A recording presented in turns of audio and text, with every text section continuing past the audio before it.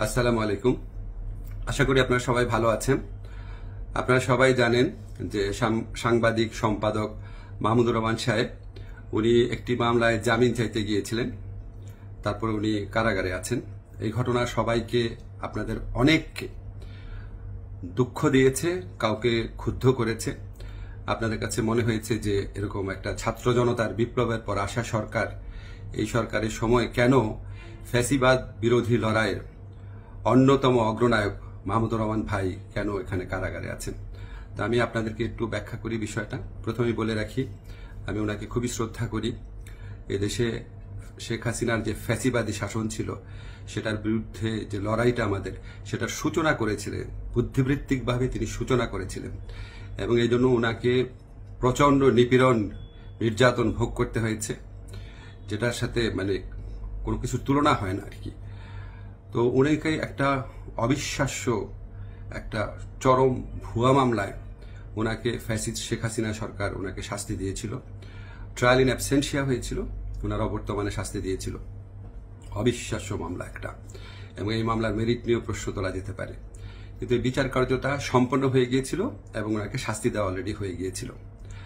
তো উনি যখন এখানে আপনার বাংলাদেশে আসলেন, আসার আগে কিছুদিন আগে ওনার স্ত্রী, আমাদের শ্রদ্ধেয় ভাবি, ওনার বিরুদ্ধেও একটা অত্যন্ত অগ্রহণযোগ্য ভিত্তিহীন মামলা করা হয়েছিল।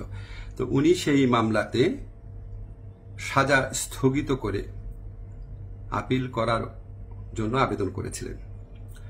এই আবেদন কিন্তু আইন মন্ত্রণালয় অথবা আমার কাছে আসে না, এটা যায় স্বরাষ্ট্র মন্ত্রণালয়ের কাছে। স্বরাষ্ট্র মন্ত্রণালয় যখন আমাদের অভিমত চেয়েছে, আমরা ইতিবাচকভাবে এটা দেখার জন্য জোর সুপারিশ করেছি।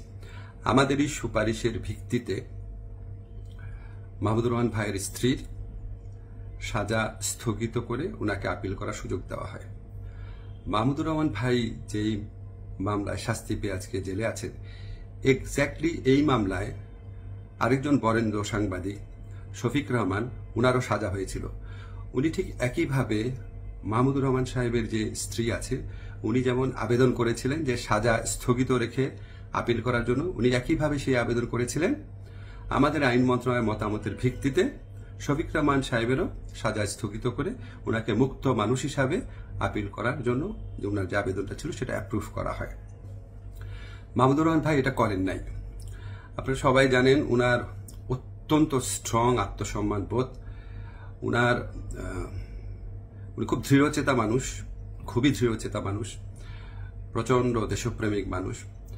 হয়তো উনার এই সমস্ত ব্যক্তিত্বের কারণে উনি মনে করেছেন উনি কোনো সাজা স্থগিতের আবেদন করবেন না, বা হয়তো যে কোনো কারণে হোক আমি জানি না, উনি সাজা স্থগিত রেখে মুক্ত মানুষ হিসাবে আপিল করার কোনো আবেদন করেন নাই। ফলে এটা করার কোনো রকম স্কোপ কোনো মন্ত্রণালয়ের, কোনো সরকারের ছিল না। উনাকে যেই আদালত এই ভুয়া মামলাতে উনাকে শাস্তি দিয়েছিল, উনি সেই আদালতে জামিন চাইতে গেছেন। আমাদের ফৌজদারি কার্যবিধিতে আছে, যদি কোনো আদালত কাউকে 1 বছরের বেশি শাস্তি দেয়, ফৌজদারি মামলা যদি 1 বছরের বেশি শাস্তি দেয়, তাহলে সেই আদালত দোষী সাব্যস্ত ব্যক্তিকে জামিন দিতে পারবে না, জাস্ট পারবে না, কোনো স্কোপ নাই। কিন্তু তার চেয়ে যে বড় আদালত, অর্থাৎ মহানগর দায়রা জজের আদালত, সেখানে যদি পরে আবেদন করা হয়, তাহলে সেই আদালত জামিন দিতে পারবে। মাহমুদুর রহমান ভাইয়ের আইনজীবী যাতে মহানগর দায়রা জজের কোর্টে জামিনের আবেদন করতে পারেন, সেই জন্য রায় যেদিন হয়েছে ঠিক সেদিনই অত্যন্ত দ্রুততার সাথে ওনাকে সকল কাগজপত্র, রায় আদেশের কপি সহ পৌঁছে দেওয়া হয়েছে।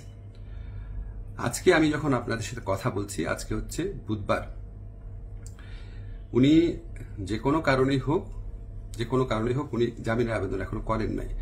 জামিনের আবেদনটা করলে ওই আদালতের জামিন দেওয়ার এখতিয়ার আছে এবং ওনার জামিন পাওয়ার পথ প্রশস্ত হবে। উনি মুক্তভাবে ওনার যে দেশপ্রেম থেকে, দায়িত্ববোধ থেকে, উনি ওনার সাংবাদিক হোক বা বুদ্ধিজীবী হোক বা ওপিনিয়ন মেকার হোক, উনি ওনার ভূমিকা পালন করতে পারবেন অচিরেই, সে প্রত্যাশা করছি। আমি শুধু আপনাদেরকে একটা জিনিস একটু বুঝার জন্য অনুরোধ করছি। আমি আইন মন্ত্রণালয়ের দায়িত্ব পাওয়ার পর মাহমুদুর রহমান ভাইয়ের স্ত্রী ও সাংবাদিক শফিক রহমান, ওনারা যখনই আবেদন করেছেন সাজা স্থগিত করার, সেই আবেদনে আমাদের মতামতের ভিত্তিতে ওনাদের সাজা স্থগিত করা হয়েছে। মাহমুদুর রহমান ভাই এই আবেদন করলে অবশ্যই আইন মন্ত্রণালয় থেকে ওনার সাজা স্থগিতের জন্য আমরা সুপারিশ করতাম। আমরা সেই সুযোগ পাই নাই, এখানে আমাদের কিছু করার ছিল না। আমরা মনে করি যে মাহমুদুর রহমান ভাই উনি যত তাড়াতাড়ি, আমরা বলতে আমি নিজের কথা বলছি, যত তাড়াতাড়ি মুক্ত হয়ে আমাদের এই দেশ করার যুদ্ধে ওনার জায়গা থেকে নেতৃত্ব দিবেন, তত এটা দেশের জন্য মঙ্গলজনক। আমি আশা করব খুব দ্রুত ওনার জামিনের আবেদন করা হবে, যাতে ওনার জামিনের পথ প্রশস্ত হয়। সবাইকে ধন্যবাদ, ভালো থাকবেন।